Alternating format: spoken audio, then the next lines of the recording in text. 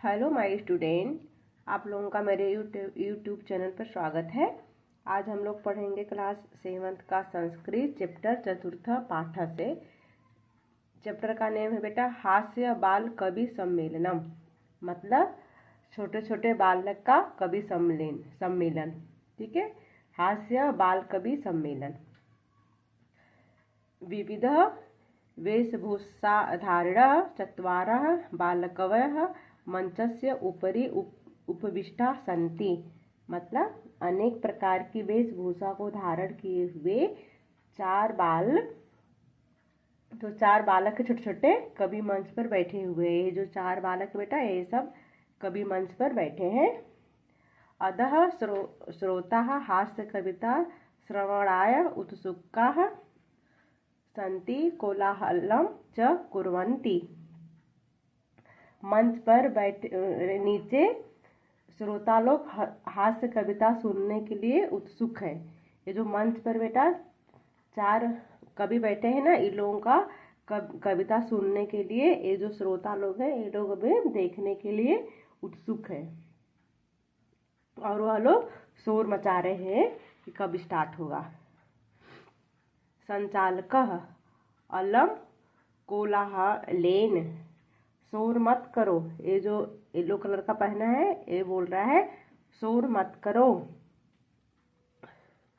अद्य परम हरस्य अवसर एत अस्मिन् कवि सम्मेलने काव्यहन्तराः कलयापकाश्य भारतीय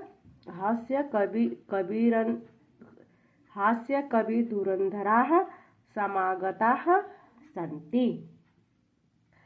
आज अधिक खुशी का अवसर है कि इस कवि सम्मेलन में काव्य को खत्म करने वाले भारतवर्ष के श्रेष्ठ हास्य कवि आए हैं। यही करतल ध्वनिनान वयम एतेषां स्वागतम कुर्मः। आइए हम तालियों के द्वारा इनका स्वागत करें। ये जो चार बालक हैं इनका स्वागत करने के लिए ये बता रहा है। गजाधरः सर्वभयो और सिकेभ्यो नमो नमः, सभी नीरस जनों को नमस्कार। ये जो गजाधर है बेटा, जो इसमें से एक कवि बोल रहा है सभी नीरस जनों को नमस्कार। प्रथम तावद अहम आधुनिकम वैधम उस्यम स्वीकरम काव्य श्रावयामि, मतलब मैं आधुनिक वैद के विषय में अपनी कविता सुनाने जा रहा हूँ। और से बोला बेटा गजाधर ने। नेक्स्ट है वैधराज नमस्तुभ्यम यमराज सहोदरः। हे वैधराज, हे यमराज के सगे भाई, तुझे मेरा नमस्कार है। यमसतु हरति प्राणान वैधः प्राणान धनानि चह, यमराज तो केवल प्राणों का हरण करता है। सर्वे उच्चे हसंती, फिर सभी लोग जोर से हंसने लगे। कौन जोर से हंसने लगा बेटा? जो देखने वाले श्रोता हैं वो लोग जोर से हंसने लगे। कलांतक, अरे वैधास्तु सर्वत्र परंतु न ते मादृशाः कुशलाः जनसंख्या निवारणे। अरे वैध तो सब जगह है परंतु जनसंख्या को कम करने वाले यानी कम करने में मेरे जैसा कुशल नहीं है। ममामि काव्यम इदम श्रीवणवन्तु भवन्तः, आप मेरी यह कविता भी सुनिए। कलांतक बोला आप लोग मेरी यह भी कविता सुनिए। चितां प्रवलितां दृष्ट्वा वैधो विस्मयमागतः, कोई वैध जलती हुई चिता को देखकर आश्चर्य को प्राप्त हुआ। नाहं गतो न भये भ्राता कस्य हस्तलाघवम्, वह सोचने लगा न तो मैं वहाँ पर गया और न कोई मेरा भाई, और न तो मेरा कोई भाई। यमराज यमराज फिर यह किसके हाथों की कला है? उसने बोला न तो मेरा वहाँ कोई सगा गया, न तो मेरा कोई भाई गया, पर फिर भी यमराज ये किसके हाथ की कला है? सर्वे पुनः हसन्ति, सभी फिर से हंसते हैं। फिर बेटा ये तंदिलः तुन्दस्य उपरि हस्तम् आर्वतयन्। जो तंदुल बेटा पेट पर हाथ फेरते हुए, तुंदिलोहम भोह, मैं पेटू हूँ, ममामि इदम कायम काव्यम श्रूयताम जीवने धार्यताम च। मेरी भी, ममामि मतलब मेरी भी यह कविता सुनिए और जीवन में अपनाइए या धारण करें। परान्नम प्राय दुर्बुद्धेः, हे मूर्ख, पराय धन को प्राप्त करके माँ शरीरे दयाम कुरु, शरीर पर दया मत कर। हे मूर्ख, पराय धन को प्राप्त करके शरीर पर दया मत कर। परानम दुर्लभम लोके शरीराणि पुनः पुनः, क्योंकि इस संसार में पराया धन दुर्लभ है तथा हे शरीर को बार बार होते रहता है। सर्वे पुनः अष्टहासम कुर्वन्ति, फिर सभी फिर जोर से हंसने लगे। जहाँ वो सब श्रोता लोग बेटा फिर से जोर जोर से हंसने लगे। चार्वाकाः आम आम, हाँ हाँ, शरीरस्य पोषणम सर्वथा उचितमेव, हाँ हाँ, शरीर का पोषण सभी प्रकार से उचित है। यदि धनम नास्ति तदा ऋणम कृत्वापि पौष्टिकः पदार्थः एव भोक्तव्य। यदि धन नहीं है तो कर्ज या ऋण लेकर भी पौष्टिक पदार्थों का भोग ही करना चाहिए। तथा कथयति चार्वाक कवियः, और चार्वाक कवि कहते हैं,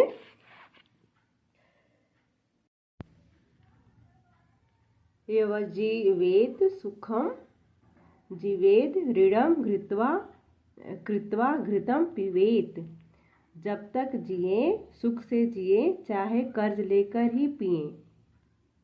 जब तक जियो सुख से जियो चाहे कर्ज लेकर ही पियो।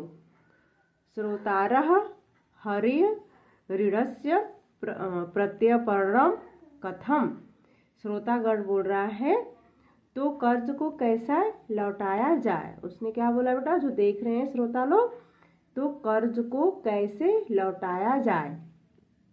चर्वाकः श्रूयताम मम अवशिष्टम काव्यम, मेरी बची हुई कविता सुनिए। घृतम पीत्वा श्रम कृत्वा ऋणम प्रयपर्यत जनः, घी पीकर परिश्रम करके लोगों का कर्ज उतार दे। कैसे?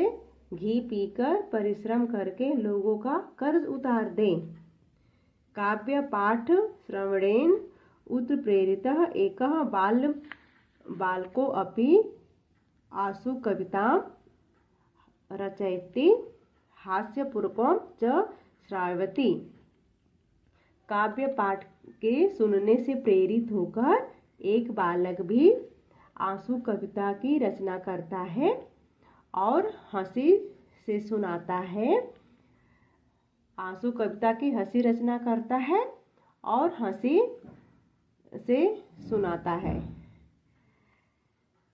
हास्य पूर्वक श्रावति, वह हंसी से सुनाता है।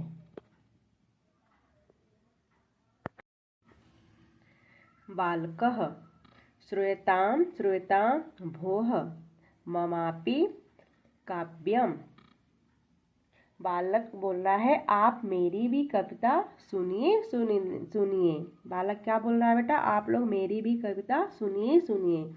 गजाधरम कविवम चैव तुंदिलं भोजलोलुपम। मैं गजाधर कवि तुंदिलं च एवं भोज्य लोलुपम कालांतकम तथा वैधम चार्वाकां च नमाम्यहम्। कालाकांतक तथा वैध को और चार्वाक्यम को प्रणाम करता हूँ। काव्यम श्रावित्वा हा हा हा इति कित्वा हसति। काव्य को सुनकर बालक हा हा करके बालक हंसता है, बालक भी हंसता है। अन्य चा अपि सर्वे गृहं गच्छन्ति, और दूसरे लोग भी हंसते हैं और बाहर निकलकर सभी अपने अपने घर चले जाते हैं। बेटा हम लोगों का अब अभ्यास करेंगे। उच्चारण कुरुत, ये उच्चारण कुरुत ये बेटा आप लोगों को खुद से करना पड़ेगा। आप लोग अच्छे से खुद से भी करोगे तो भी आप लोगों के लिए अच्छा है। फिर भी एक बार मैं उच्चारण कर देती हूँ। उच्चारण कुरुत मतलब ये जो शब्द है इसका आप उच्चारण करो। ऊपरी मतलब ऊपर, नीचे नीचे, कदापि कभी नहीं, कुत्र कहाँ, अधः नीचे, नीचे का मतलब भी बेटा नीचे होता है, अधः मतलब उसका भी मतलब नीचे होता है। वही है बाहर, अंतर अंतः अंदर, कदा कब, उच्च मतलब जोर से, अलम बस, पुनः फिर से, एकदा एक बार। क्वेश्चन 2 करेंगे हम लोग। ये लिखा है बेटा, मंजूषात अव्यय पदानी चित्वा वाक्यनानी पूरयत। ये मंजूषा में जो दिया गया है बेटा इसका अव्यय चुनकर, इस शब्द का अव्यय चुनकर आप इस वाक्य में पूरा कीजिए। इस वाक्य को इसमें चुनकर लिखा है बेटा, वृक्षस्य लिखेंगे ऊपरी, खगाः वसन्ति, पेड़ के ऊपर पक्षी रहते हैं। इसमें लिख देंगे बेटा अलम विवादेन, अलम विवादे मतलब झगड़ा मत करो। वर्षा काले गृहात् वह्यम माम गच्छत मतलब बरसात के मौसम में बाहर मत जाओ।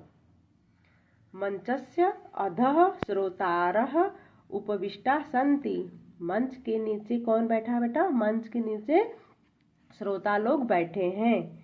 छात्रः विद्यालयस्य अन्ततः प्रविशन्ति, छात्र जो विद्यार्थी हैं विद्यालय में प्रवेश कर रहे हैं।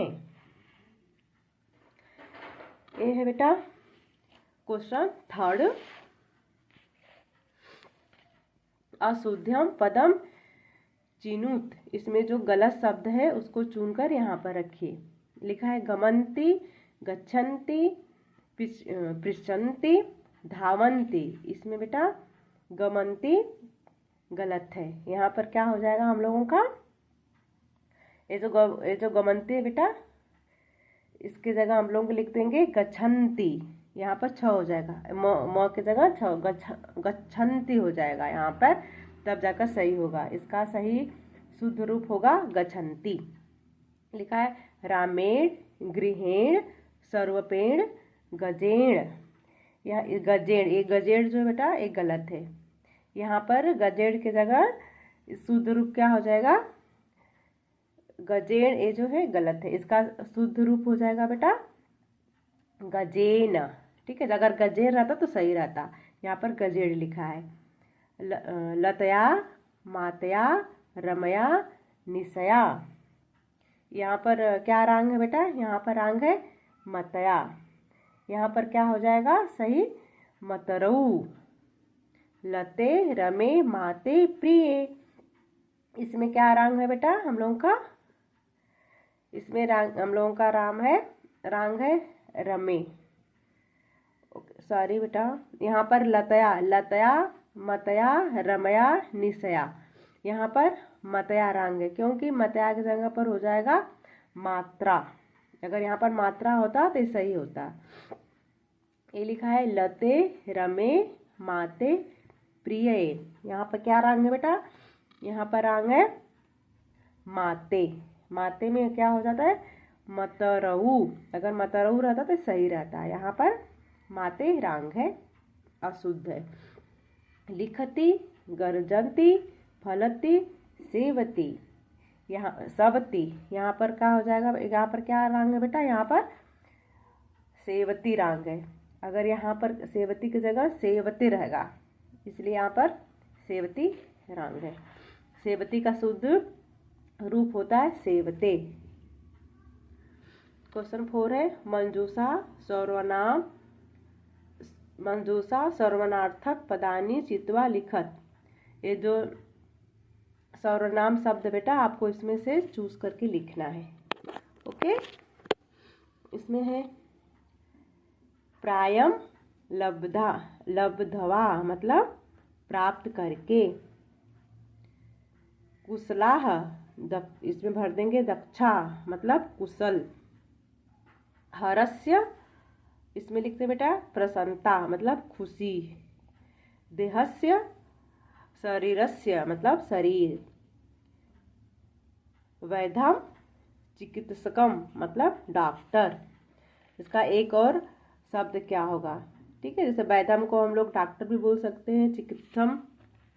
ओके, नेक्स्ट बेटा क्वेश्चन नंबर 5। अधुलिखितानां प्रश्नानां उत्तराणि एक पदेन लिखत। ये जो शब्द ये जो प्रश्न दिया गया बेटा, इसका उत्तर हम लोग एक शब्द में हम लोगों को लिखना है। ठीक है, इसमें लिखा है मंचे कति बालकवयः उपविष्टा सन्ति। मंच पर कितने बालक कवि बैठे हैं, चत्वारः मतलब 4 बालक बैठे।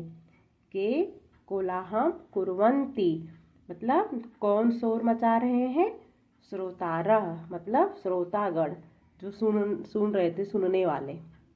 गजाधरः कम उद्देश्य काव्य प्रस्तौति। गजाधर जो बेटा किस पर आधारित कविता सुनाता है, आधुनिक वैधाम। किस पे सुनाता है बेटा, वो आधुनिक वैधाम पे सुनाता है कविता। नेक्स्ट है तुंदिलः कस्य उपरि हस्तम आवर्यति मतलब तुंदिल किस पर हाथ फेरता है, तुंदस्य मतलब तोंद पर, अपनी पेट पर। लोके पुनः पुनः कानि भवन्ति संसार में बार बार क्या मिल जाता है, शारीराणि मतलब शरीर। किम कृत्वा घृतम पिबेत ऋणम, इसका मतलब है बेटा क्या करके घी पीना चाहिए। ऋणम मतलब कर्ज लेकर, उधार लेकर घी पीना चाहिए। यह मंजूषा पदानी चित्वा कथया पूर्वती कुरुतः। ये जो मंजूषा है इस वाक्य में से वाक्य शब्द लेकर इस वाक्य को पूरा करिए। जो कहानी स्टोरी बेटा जो कथा है इसको आप पूरा करिए।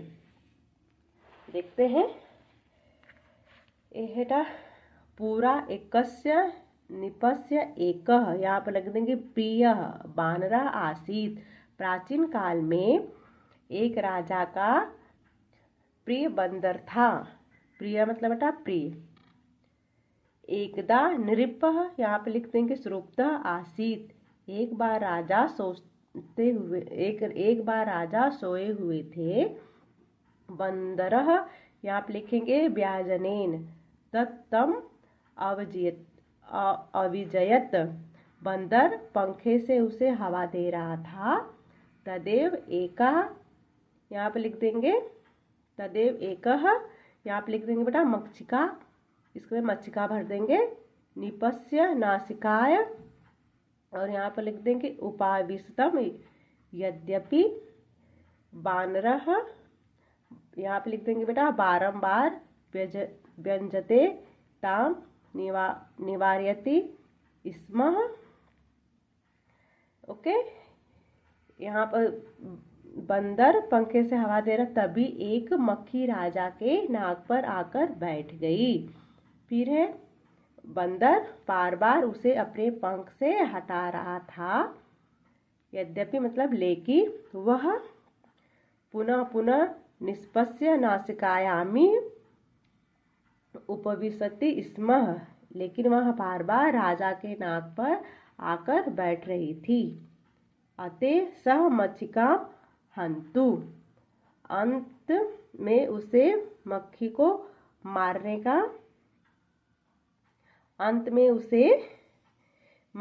मारने के यहाँ भर देंगे बेटा, खंगड़ेन प्रवाहरम अक्रोत, अंत में उसने मक्खी को मारने के लिए तलवार से वार किया। मक्षिका तू उदंडे दूरहम गता किंतु खंगार प्रहारों निष्पस्य नासिका, यहाँ पे लिख देंगे छिन्ना अभवत। मक्खी तो उड़कर दूर चली गई, परंतु मतलब लेकिन तलवार के वार से राजा की नाक कट गई। अत एवचेत, इसलिए कहा गया है, मूर्ख जन सह, यहाँ पर मित्रता लिख देंगे, नोचिता, इसलिए कहा गया है मूर्ख व्यक्ति के साथ दोस्ती नहीं करनी चाहिए। नेक्स्ट क्वेश्चन 7 है बेटा, विलोम पदानी एजयत, ये जो विलोम शब्द है इसको आप मिलाइए या इसके साइड से लिख दिए। अधः ऊपरी, अधः मतलब नीचे, ऊपरी मतलब ऊपर। अंतः बहरी, बह्यः बहि। दुर्बुद्धः सुबुद्धेः, उच्चैः नीचैः, दुर्लभम सुलभम। अगर आप लोगों को मेरा अनुवाद और हिंदी के में अनुवाद और अभ्यास कराने का तरीका अच्छा लगे तो मेरे चैनल को लाइक एंड सब्सक्राइब करना ना भूलिएगा। नेक्स्ट चैप्टर हम लोग नेक्स्ट वीडियो में पढ़ेंगे। तब तक के लिए बाय बाय, टेक केयर।